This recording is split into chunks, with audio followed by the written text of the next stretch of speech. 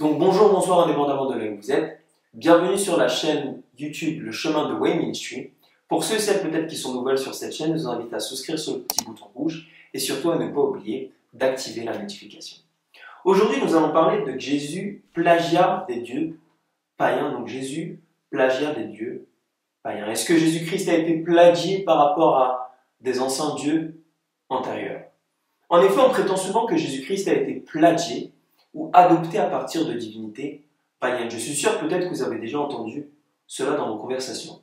Que les idées par exemple de sa naissance de la part d'une vierge, de son baptême, de son rassemblement de disciples, de son miracle, de son titre de fils de Dieu, de sa mort et de sa résurrection sont des idées qui ont été empruntées de mythes païens antérieurs au Christ et mélangées pour nous donner donc une histoire originale et recyclée, appelée l'histoire de Jésus-Christ. Et ces idées viennent principalement de deux films, l'un qui s'appelle Regulus et l'autre qui s'appelle Zeitgeist.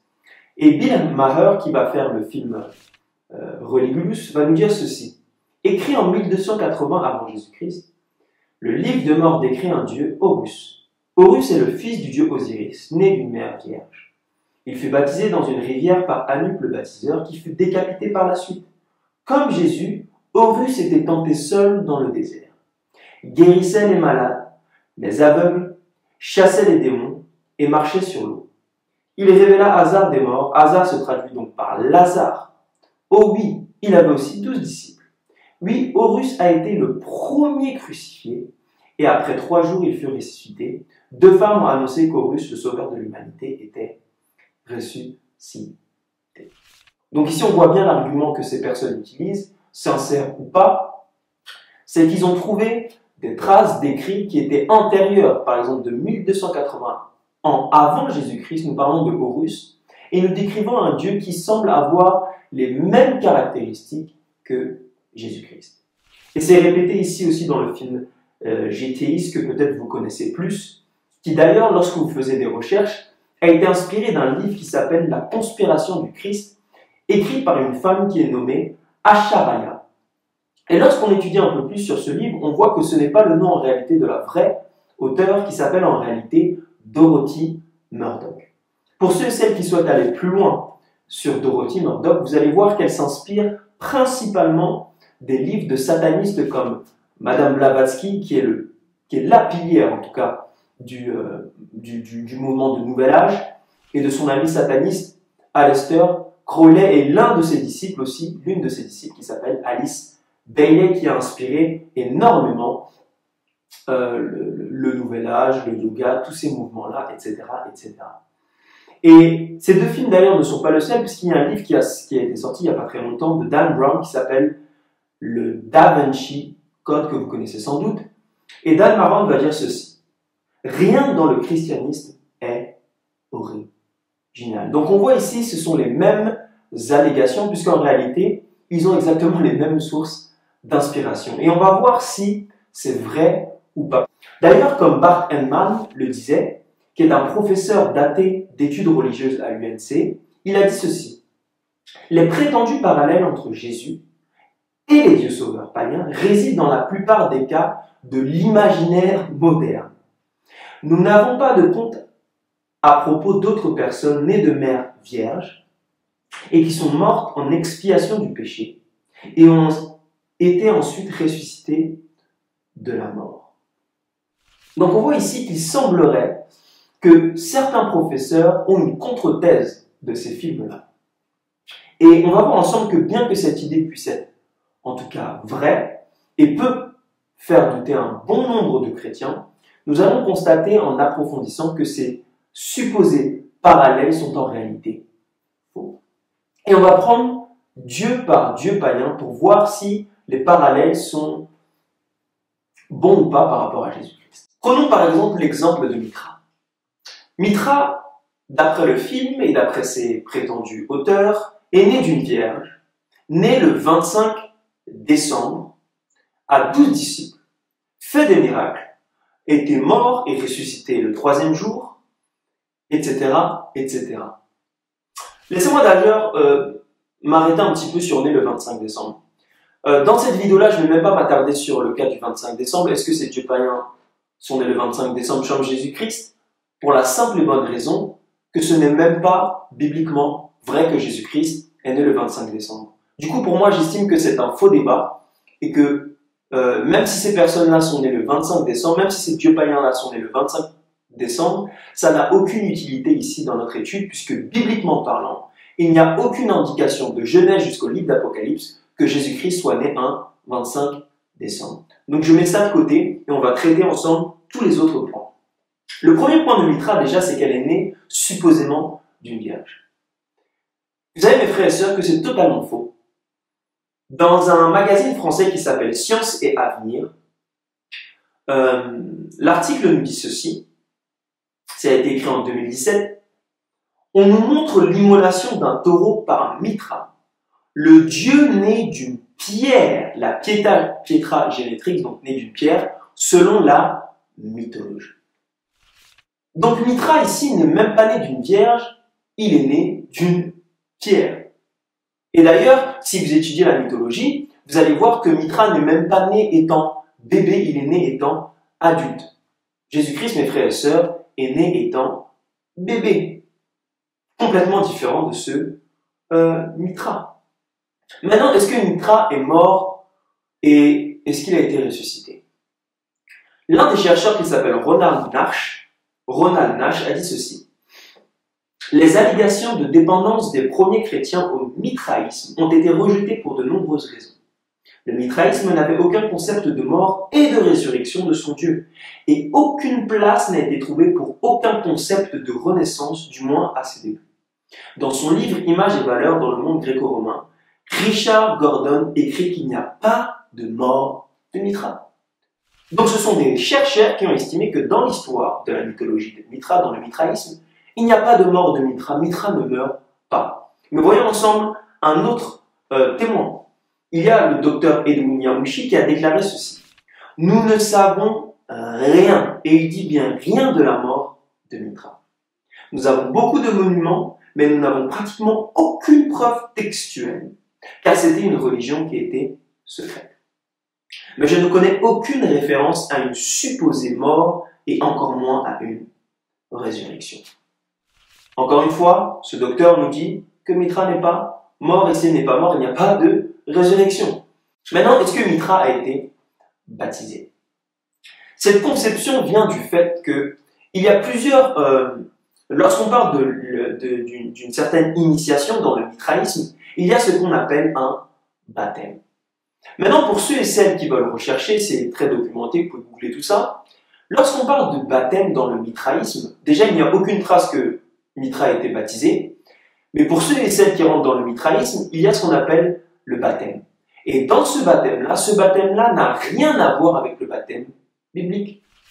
Le baptême du mitraïsme est un baptême en réalité où les initiés étaient dans une fosse et attachaient un taureau au-dessus de la fosse et ils ouvraient l'estomac du taureau pour les couvrir de sang. C'était ça le baptême du mitraïsme. Est-ce que mes frères et sœurs, ça a un quelconque lien avec le christianisme et avec ce que Jésus-Christ avait fait? Non. Parce que dans le christianisme, le baptême représente la mort et la résurrection de Jésus-Christ. Donc un baptême par immersion, donc vous mourrez avec Jésus-Christ, et lorsque vous revenez de l'eau, ça symbolise que vous ressuscitez aussi spirituellement avec Jésus-Christ. Rien à voir avec le mitraïsme. Maintenant, qu'en est-il des 12 disciples? L'idée d'ailleurs des 12 disciples vient en réalité d'une sculpture qui nous montre Mitra entouré de 12 signes du zodiaque. Mais est-ce que c'est parce que Mitra est entouré de 12 signes du zodiaque que ça parle forcément de 12 disciples? La réponse est non. Franz Cumont, considéré comme le premier grand chercheur de Mitra, a affirmé ceci concernant les supposés 12 signes. Que les disciples soulagés étaient en réalité des personnes déguisées en signes du zodiaque. Ce qui montre à quel point l'effort de relier Mitra à Jésus peut être ridicule. Autrement dit, il est en train de dire ici que c'est ridicule que les gens pensent que les 12 signes du zodiaque sont les 12 disciples. Ça n'a rien à voir. D'ailleurs, les zodiaques, etc., ce sont des personnages de fiction. Des choses qui n'existent même pas réellement, alors que dans le christianisme, on sait que ça a été prouvé, il y a eu réellement 12 disciples, des personnes physiques, non fictives. Rien à voir encore ici avec le christianisme. Qu'en est-il de Dionysos? Dionysos, aussi d'après ces personnes-là et d'après ces allégations, est né le 25 décembre, né d'une vierge, 12 disciples, mort, ressuscité le 3e jour, etc., etc. Mais lorsqu'on plonge nos yeux dans les contes et dans la mythologie grecque, on voit que Dionysos n'est même pas né d'une vierge. Et il y a plusieurs sources qui expliquent cela, mais l'une des sources qui est le plus sûre nous décrit une relation que Zeus a eue avec une prétendue Sémélé. Et d'ailleurs, dans l'un de ses contes de Ésope Théogénie, traduit par Evelyn White, donc c'est une épopée grecque à peu près du 8e siècle ou du 7e siècle avant Jésus-Christ, on nous dit ceci: et Sémélé, fille de Cadmos, se joignit à lui avec amour, nous parlons de Zeus, et lui enfanta un fils maléfique, le joyeux Dionysos, une femme mortelle et un fils immortel, et maintenant ils sont tous deux des dieux. Donc ici c'est très clair. Maintenant, qu'en est-il de sa mort, sa prétendue mort? Pareil, lorsqu'on lit les contes, notamment un conte que j'ai mis ici qui s'appelle Paus, on nous dit ceci, que Dionysos est mort, c'est vrai, mais pas sur une croix. Il a été déchiré en un tas de morceaux par les titans. Rien à voir ici, mes frères et sœurs, avec une prétendue crucifixion. Pareil pour la résurrection. On va en parler un petit peu plus de la résurrection d'abord pour Dionysos, parce que les personnes prennent actuellement la source que je vais citer là pour dire que Jésus-Christ a été plagiat de Dionysos. On nous dit ceci dans cette source, c'est une source qui vient du Contra Celsium qui a été écrit 248 ans après Jésus-Christ. Et Dionysos a été trompé par les titans, expulsé du trône de Jupiter, déchiré en morceaux, puis ses restes ont été reconstitués. Il est revenu à la vie et est monté au ciel. Donc les gens prennent cette source-là et disent, mais vous voyez, la source, une source qui est dite historique, montre qu'effectivement, Dionysos a été ressuscité. Mais comme je l'ai dit au début en citant cette source-là, elle a été écrite plus de 200 ans après Jésus-Christ. Ce qui en fait, mes frères et sœurs, une source qui n'est pas bonne et qui n'est pas assez établie. Parce qu'on aurait pu très bien dire que cette source-là a plagié maintenant le christianisme, a plagié Jésus-Christ. Donc cette source-là, mes frères et sœurs, n'est pas assez bonne. Maintenant, qu'en est-il de Horus? Horus, pareil, même allégation, né d'une vierge, etc., etc. Est-ce que Horus est né d'une vierge dans la mythologie? C'est faux. D'après un égyptologue et professeur à l'université de l'Arizona, le docteur Richard Wilkinson, il nous est dit ceci. Grâce à sa magie, Isis a revivifié le membre sexuel d'Osiris et est tombée enceinte de lui pour finalement donner naissance à leur enfant Horus. Donc Isis ici a eu des relations sexuelles avec qui? Avec Horus. Ça n'a rien à voir, mes frères et sœurs, avec l'histoire de Jésus-Christ. D'ailleurs, une autre historienne, Françoise Dunant, va dire la même chose. Après avoir eu des rapports sexuels sous la forme d'un oiseau avec le dieu mort qu'elle a rendu à la vie, elle a donné naissance à une fille posthume, à un fils posthume, Horus. Donc on voit ici, encore une fois, que Horus n'est pas né d'une vierge, puisque Isis a une relation avec Osiris. Maintenant, qu'en est-il de sa prétendue mort? Lorsque j'ai fait mes recherches, j'ai découvert qu'il n'y avait aucune trace de sa prétendue mort. Aucune trace d'une source crédible que Horus a été mort. Maintenant, qu'en est-il de sa résurrection? S'il n'y a pas eu de prétendue mort, il n'y a pas aussi de prétendue résurrection. Maintenant, je vais parler un petit peu du 25 décembre, même si pour moi, ça n'a aucune utilité et je le répète, c'est un faux débat. Horus n'est pas né le 25 décembre, il est né au mois de Kyoak, donc en octobre, novembre et non le 25 décembre. Mais comme je l'ai dit tout à l'heure, il n'y a aucune trace de toute façon de la naissance de Jésus-Christ le 25 décembre, à mon sens, c'est même une fête qui est tirée de certaines fêtes païennes. Maintenant, qu'en est-il des 12 disciples prétendus de Horus? Vous savez que l'historien Glenn Miller a dit ceci. Encore une fois, mes recherches dans la littérature universitaire ne révèlent pas ce fait. Je peux trouver des références par rapport à 4 disciples, diversement appelés les Erusensu, les disciples d'Horus, semi-divins, d'après un livre, je crois, s'appelle Goé, le paragraphe 1, c'est à la page 491. Il dit, je peux trouver des références à 16 disciples humains, et je peux trouver une référence à un groupe d'adeptes appelés les Menyu ou les Mentu, donc les forgerons, qui ont accompagné Horus dans certaines de ses batailles. Mais nulle part, et il dit bien nulle part, je peux trouver 12, le chiffre 12 disciples. C'est un historien, mes frères et sœurs, qui a étudié l'histoire de Horus, la mythologie, les contes, les mythes par rapport à Horus, et il en conclut qu'il n'a trouvé nulle part une référence par rapport à 12 disciples. Et dans ces films-là, dans Zéchilis, dans Da Vinci Code, et dans le film sur Ridiculus, ces personnes-là affirment que Jésus-Christ et Horus auraient exactement la même histoire. Mais lorsqu'on creuse un petit peu dans les parallèles, on voit que mes frères et sœurs, ce n'est même pas le cas. Maintenant, qu'en est-il de Attis? Attis, ça va être très rapide. Je vais citer une source ici de la part de Pausanias, parce que les gens disent que Attis apparemment a été crucifié, etc., etc. Dans Pausanias et dans Arlobé, donc ce sont des contes de la mythologie grecque, on dit que pendant son sommeil, Zeus féconda la terre. Et il en résulta au bout de quelque temps un être divin androgyne, Agistis. À la vue de ce monstre, les dieux épouvantés l'enchaînèrent et lui coupèrent les parties viriles et le jetèrent au loin sur le sol. À l'endroit où elles étaient tombées naquit un amandier. Une nymphe du pays, la fille du dieu Sangarios, cueillit des amandes sur cet arbre et les mit sur son sein. Bientôt elle fut enceinte et mit au monde un enfant d'une merveilleuse beauté, Attis, qui n'était autre que Cybèle en devint amoureuse. Cependant, Attis, envoyé à ce monde, fut habillé comme gendre par le roi de la ville. Au moment où se célébrait la cérémonie du mariage, Cybèle Attis apparut. Attis, saisi de folie soudaine, se mutila et mourut.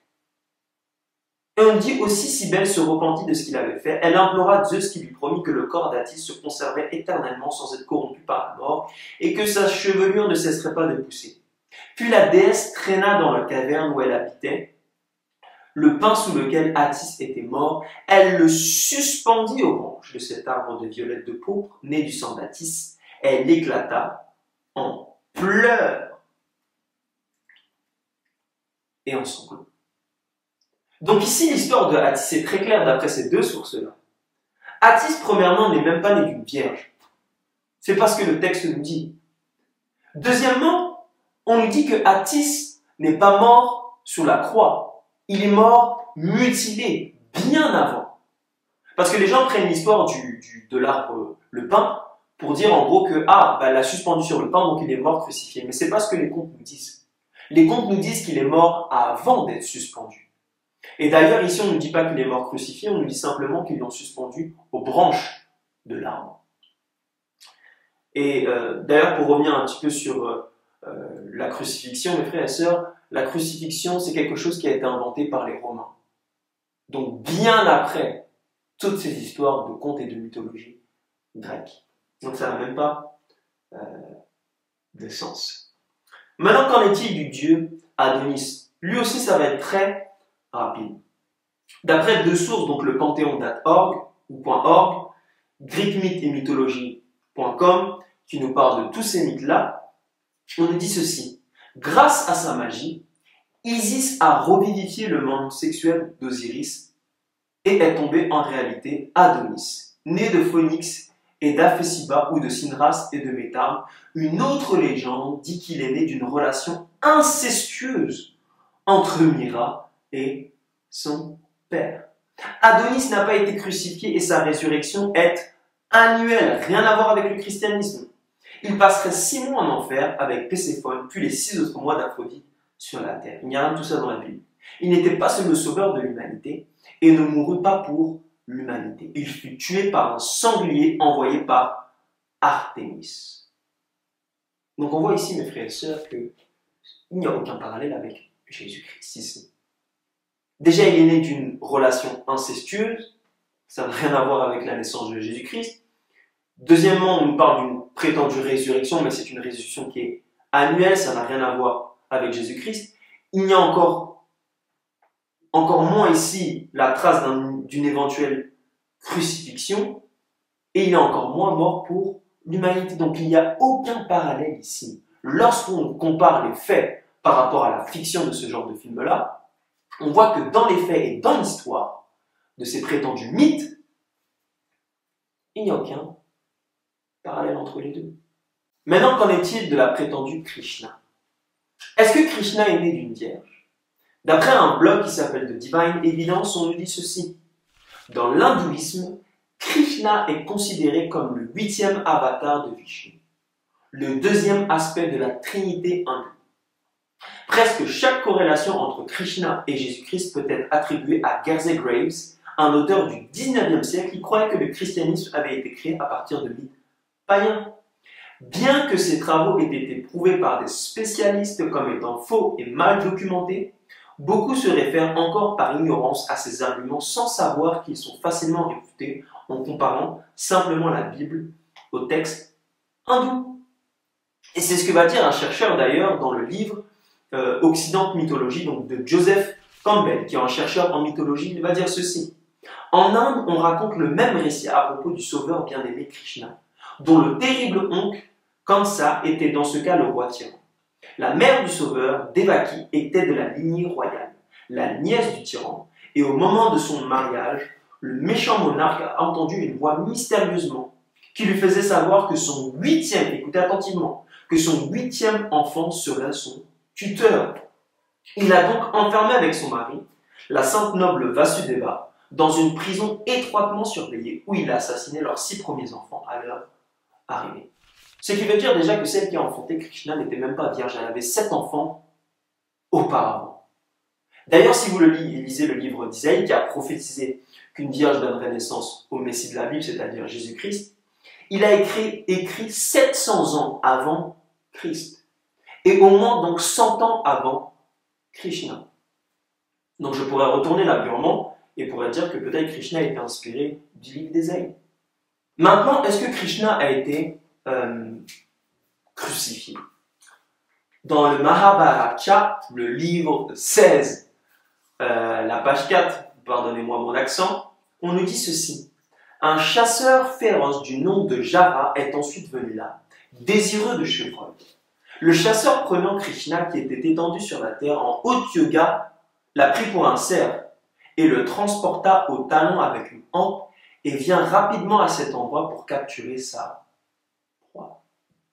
Donc on voit ici que non seulement Krishna n'a pas été crucifié, mais son récit, mes frères et sœurs, semble ressembler à celui de la mort d'Achille dans la mythologie grecque que celui de la crucifixion de Jésus-Christ.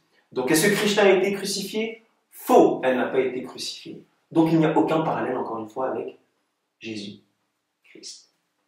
Et on n'a pas de trace, encore moins, de sa prétendue résurrection. Donc on a vu en étudiant tous ces vues-là que ces prétendus parallèles sont en réalité complètement faux. Et j'aime ce que disait un auteur qui s'appelle Tracy Mettinger, qui va résumer ça d'une manière très bonne. Il va dire, pour autant que je le sache, rien ne prouve à première vue que la mort et la résurrection de Jésus soient une construction mythologique, inspirée des mythes et des rites des dieux mourants et naissants du monde environnant. Bien qu'étudiée avec profit dans le contexte de la conviction de la résurrection juive, la foi à la mort et la résurrection de Jésus-Christ conserve son caractère unique dans l'histoire de religion. Et la plupart des professeurs et des historiens ne contestent absolument pas la mort, la résurrection et la crucifixion de Jésus-Christ. Graham Clark, professeur émérite d'histoire classique et d'archéologie, a déclaré ceci. Franchement, je ne connais aucun historien, ancien ou historien biblique qui douterait de l'existence d'un prétendu Jésus-Christ. Barthéman qui va dire ceci: il n'y a pas d'érudit dans un collège ou une université du monde occidental qui enseigne les classiques, l'histoire ancienne, le Nouveau Testament, le christianisme primitif, tout domaine connexe qui doute de l'existence de Jésus-Christ. Vous voyez mes frères et sœurs que la plupart des gens s'accordent par rapport au fait que personne ne doute de l'authenticité de Jésus-Christ dans l'archéologie, dans l'histoire. D'ailleurs, mes frères et sœurs, ce n'est pas anodin qu'on appelle cela des mythes grecs concernant ces dieux païens, puisqu'en réalité, ce sont des mythes. Alors que Jésus-Christ est inscrit, lui, dans l'histoire, et l'histoire ne dément pas son existence. Donc il y a une différence entre l'histoire et le mythe. Les deux ne peuvent pas être mis sur un pied d'égalité. D'ailleurs, après avoir éliminé toutes ces prétendues similitudes, mes frères et sœurs, nous arrivons à des preuves même extra-bibliques de la crucifixion de Jésus-Christ. On a par exemple le Tacite, le Julius, l'Africanus, Suetonius, Ignatius aussi, les martyrs, Joseph Flavius, le Lucien, le Talmud, le Talus. Toutes ces choses-là, mes frères et sœurs, sont des preuves qui sont extra-bibliques, qui nous prouvent que la crucifixion de Jésus-Christ a réellement existé dans l'histoire. D'ailleurs, mes frères et sœurs, personne n'a marqué les âges et les temps comme Jésus-Christ. La preuve, on nous dit avant et après Jésus-Christ. On utilise son nom, mes frères et sœurs, pour la datation archéologique. Quoi de plus pour prouver que Jésus-Christ a réellement existé? Professeur de l'histoire du Nouveau Testament à l'université de Jonington, J.R. Ludemann dit que la mort de Jésus-Christ comme conséquence de la crucifixion est indiscutable. Dans un livre Jésus-Christ historique, la page 162, on dit l'un des faits les plus certains de l'histoire est que Jésus-Christ a été crucifié sur ordre du préfet romain de Judée, Pontius Pilate. Si on avait le temps, on discuterait et on verrait qu'il y a plus de choses qui montrent que Jésus-Christ a existé que par exemple Napoléon, que par exemple Alexandre le Grand, toutes ces personnes-là qu'on adulte aujourd'hui dans l'histoire. Mais il y a plus de preuves, plus de parchemins, plus de sources extra-bibliques qui montrent que Jésus-Christ a existé. Donc on a vu ensemble que ces supposées similitudes, mes frères et sœurs, ne sont pas des similitudes. Que ces parallèles en réalité n'existent pas. Et l'argument le plus grand qui est pris est celui-ci. Si une chose précède une autre, certains concluent qu'elle en est forcément la cause. C'est ce que disent la plupart de ces personnes-là. Ils disent que quand on a des preuves, on a vu ensemble qui n'étaient même pas bonnes, des sources qui ne sont même pas crédibles, mais supposons, comme il y a des preuves qui sont avant Jésus-Christ, avant le ministère de Jésus-Christ, alors forcément, Jésus-Christ a plagié. Et mes frères et sœurs, c'est ce qu'on appelle ici l'erreur de la fausse cause. Ça reviendrait à dire que parce que le coq chante avant que le soleil se lève, alors c'est le coq qui cause le lever du soleil. Mes frères et sœurs, ça n'a aucun sens. D'une manière logique, déjà, ça ne tient pas debout. Et on pourrait même rétorquer à ces personnes-là que Star Trek a inspiré alors la NASA. Puisque le film de Star Trek était bien avant les projets de la NASA d'aller, par exemple, sur la Lune. Donc on voit ici que logiquement, mes frères et sœurs, ça ne tient pas debout. Ce n'est pas parce que quelque chose a été cité d'une manière pré-chrétienne, qui ressemble beaucoup, soi-disant, mais on a vu ensemble que ce n'était pas le cas, à l'histoire chrétienne. Cela ne veut surtout pas dire, mes frères et sœurs, que l'évangile a été inspiré de ces dieux païens. Pour conclure cette vidéo, on a vu ensemble que ces prétendues similitudes ou ces parallèles, en réalité, étaient faux. Que les sources qui étaient aussi utilisées parfois dans ces films et par ces prétendus auteurs étaient des sources qui n'étaient pas crédibles. Et on voit donc que la crucifixion de Jésus-Christ, sa mort, sa résurrection, eux par contre ont été attestés par l'histoire. Mes frères et sœurs, Jésus-Christ n'est pas un mythe. Il est attesté par l'histoire. Le christianisme est né, non pas d'une fiction, non pas d'un plagiat par des divinités pareilles, mais est né, mes frères et sœurs, par des événements qui se sont réellement passés. Et on sait que dans la Bible, lorsqu'on étudie la Bible, Jésus-Christ est opposé à Satan, l'ennemi des âmes. Mes frères et sœurs, si vous avez comme ennemi Jésus-Christ, et que vous auriez vu par rapport à la Bible, par rapport à la Torah, par rapport au livre d'Ésaïe, qu'un Messie allait venir, qu'auriez-vous fait, mes frères et sœurs? Vous auriez peut-être suscité d'autres dieux païens pour mettre la confusion dans la tête des personnes. Et c'est exactement, mes frères et sœurs, ce que l'ennemi des âmes fait. Il met la confusion dans la tête de chaque âme, dans la tête de toute personne qui sont peut-être sincères et qui recherchent la vérité, en inspirant des films comme ça, pour mettre, mes frères et sœurs, la confusion dans la tête des personnes. Et mes frères et sœurs, dans la Bible, Dieu est un Dieu de vérité. Dieu n'est pas un Dieu, mes frères et sœurs, de confusion. C'est un Dieu qui veut se révéler d'une manière vraie, sincère et véritable à tout un chacun qui désire réellement le chercher. Et gloire à Dieu, mes frères et sœurs, Dieu a permis que l'histoire ne soit pas altérée. L'histoire prouve, les faits historiques prouvent une fois que ces prétendus mythes, le christianisme ne s'en s'est pas inspiré. Mes frères et sœurs, si vous voulez connaître cet homme qui a existé, prouvé par l'histoire, qui a bouleversé les âges et les temps, je vous invite à le découvrir à travers ce livre qui n'est pas simplement un livre de croyance, mais un livre aussi historique, nous racontant l'histoire de Jésus-Christ. Donc c'est tout pour cette vidéo. J'espère que vous avez pu apprendre des choses et que par la grâce de Dieu, vous partagerez à votre entourage. Mais surtout, n'oubliez pas de souscrire à notre chaîne YouTube en appuyant sur le petit bouton rouge et surtout pas ne pas oublier d'activer la notification. Que Dieu vous bénisse.